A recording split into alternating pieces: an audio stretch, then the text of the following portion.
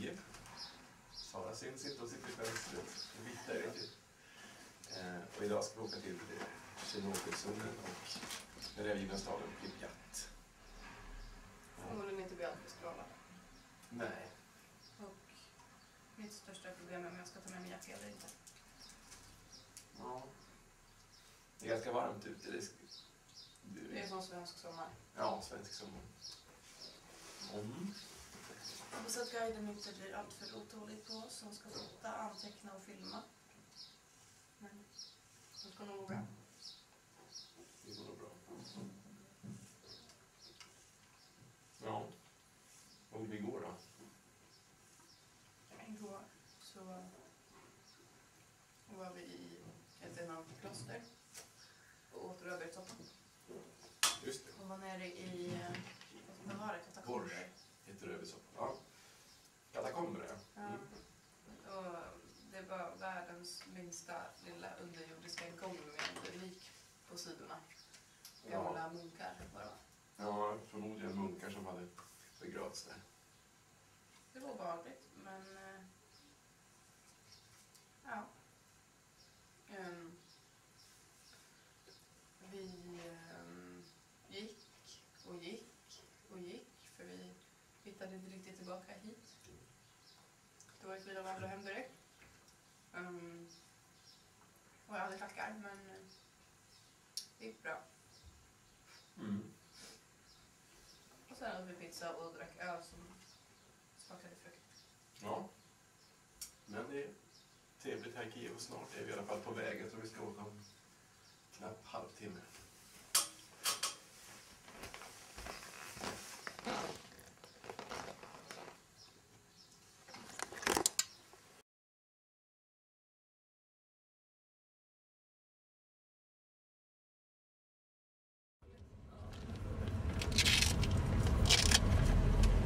Nu är vi på väg.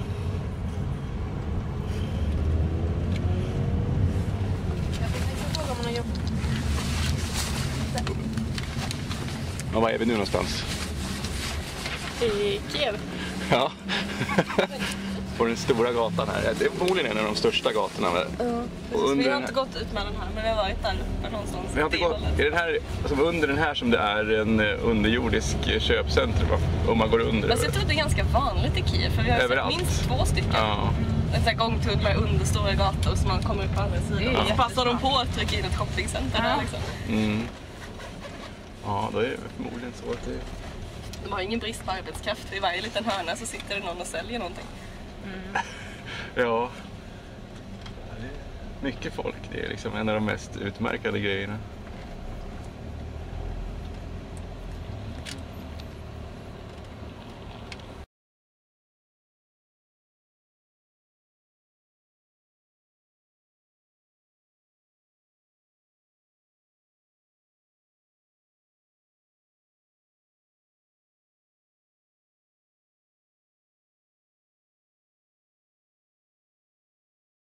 We are from the east part, very close to the nuclear plant in Uppsala. So we have always known about this and always been a part of life in Sweden too. Okay, so is the closest nuclear power plant is close to you in about how many kilometers? 100. 100, it's almost nothing. Almost nothing, no. Did you have any restrictions in your area after the explosion? We were so small then. Our parents told us that they were not. They should not eat the berries in the forest too much. For a year or about several years? I think it was several years. Several years. They should follow the safety rules, the radiation safety rules, the sanitary rules, and just the technical rules of not to feel safe and sound and to be out of danger. So just in short, what you are allowed and not allowed to do.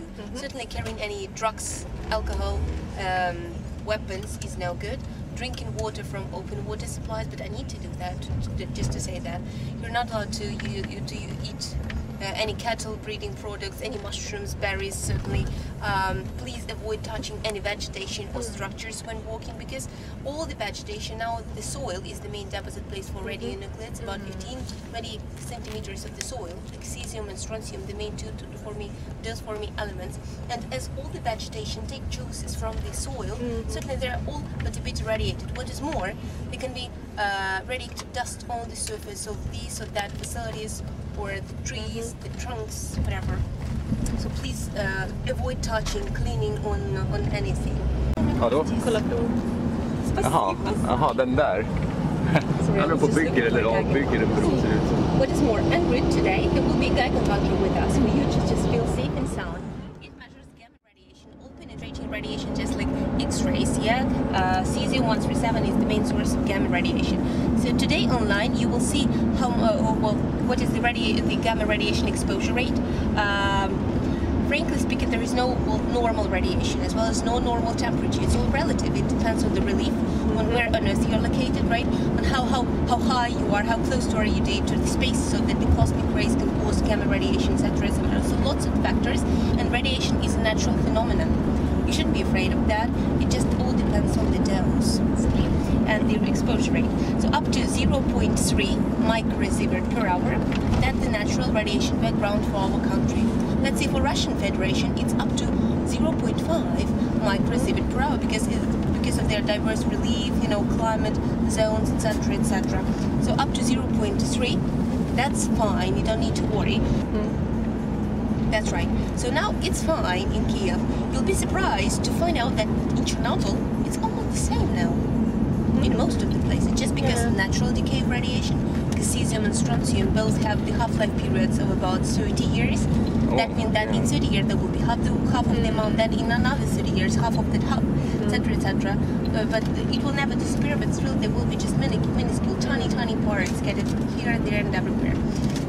So that finally, at the end of the day, you'll see how much radiation we absorbed. You can write it down somewhere for the article, for instance. During the night, around early in the morning, I got the call around 5 a.m. I was told there's been some accident at the Chernobyl nuclear plant. They are all exposed to lethal doses of radiation. 2 men die that night. 28 more will follow in the next few months. They are the first victims of Chernobyl. Nobody was prepared for such a crisis.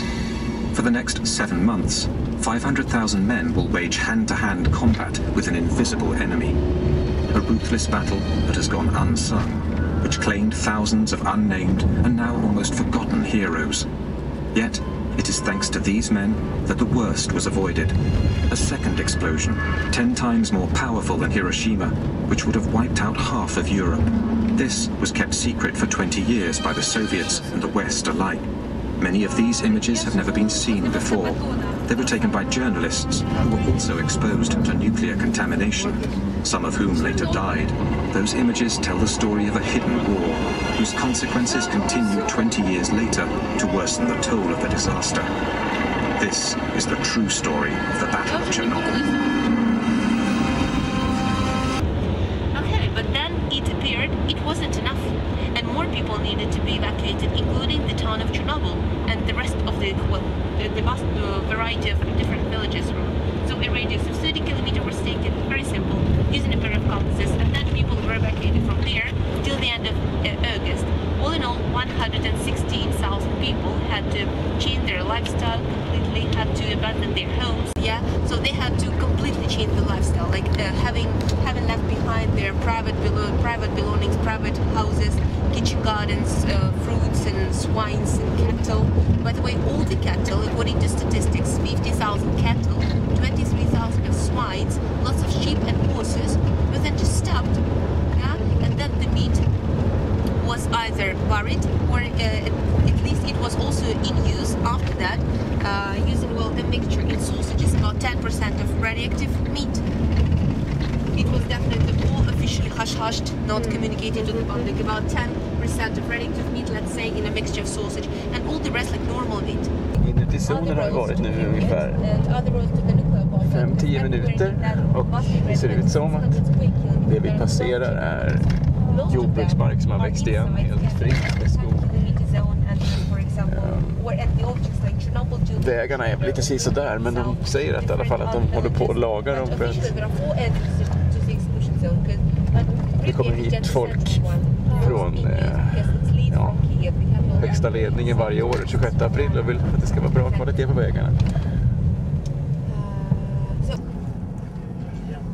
En övergiven by här. Inne i 30 km-zonen. One of the abandoned villages. There were 2 towns, Pripyat and Chernobyl, and 186 villages. This one is called Zalicia, and it is literally the toponym is very interesting because it can be translated into English like behind the forest, and now it's literally so. See, behind the forest, they're almost unrecognizable. But for this monument, just have a look. Det ligger lite snö kvar i dikerna ändå, fast det är varmt. They unlike the similar one today on tour. See, just literally behind the forest. It was the biggest one here in the exclusion zone. The population of the village, small village, was 3,500 people. Oj. It was very big. The collective farm was like, as they would call it, millionaire collective farm. They were focused on cattle breeding and wool breeding. There were 18,000 hectares of field.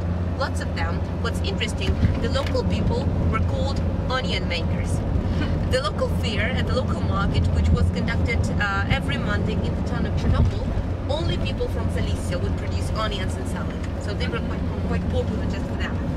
And still now in Chernobyl, today you're going to see that there is a monument which used to stand in the village of Zalicia. By the way, Zalicia was evacuated on the 4th of May, just after Chernobyl.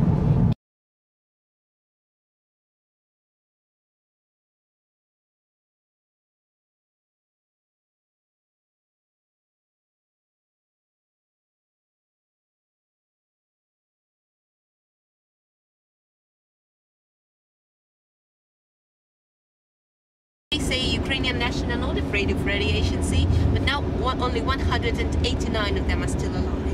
Yeah, they are scattered everywhere in the 30-kilometer zone. 10-kilometer zone is all uninhabited. Yeah. Sure, you can understand why, because the heavy fuel particles just fell down at the adjoining areas. All of them live in the 12 villages. In some of them, the population can be 8-10 people. By the way, in the village of Zalicia, the population is 1 person.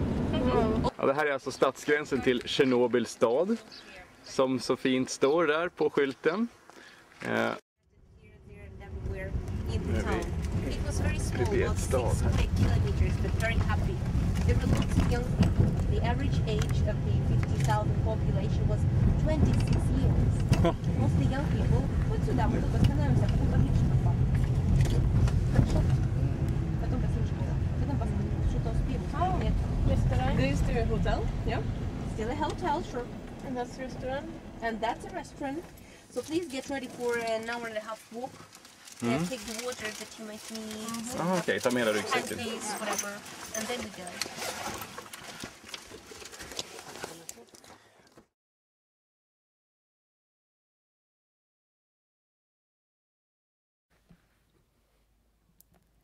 Every word you're saying is a lie. Run away, my dear. But every sign will say your heart is dead. Bury all the memories, cover them with dirt. Where's the love we once had? Our destiny's unsure. Why can't you see what we had? Let the fire burn the eyes.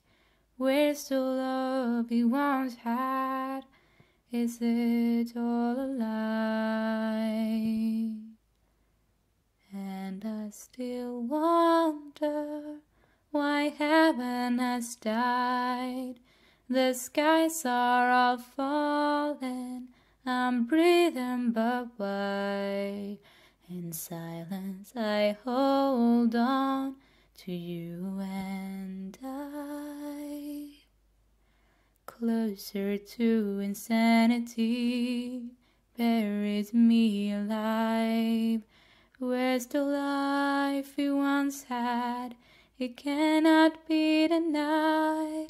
Why can't you see what we had? Let the fire burn the eyes. Where's the love we once had? Is it all a lie?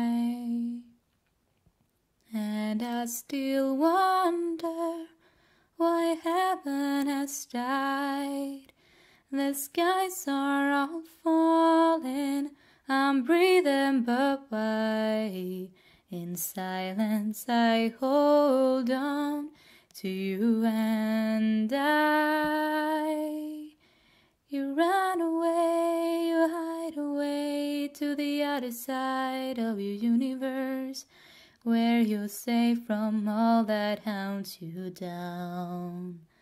But the world has gone where you belong, and it feels too late, so you're moving on.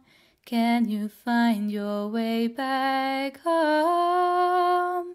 And I still wonder why heaven has died. The skies are all falling, I'm breathing but why? In silence I hold on to you and I.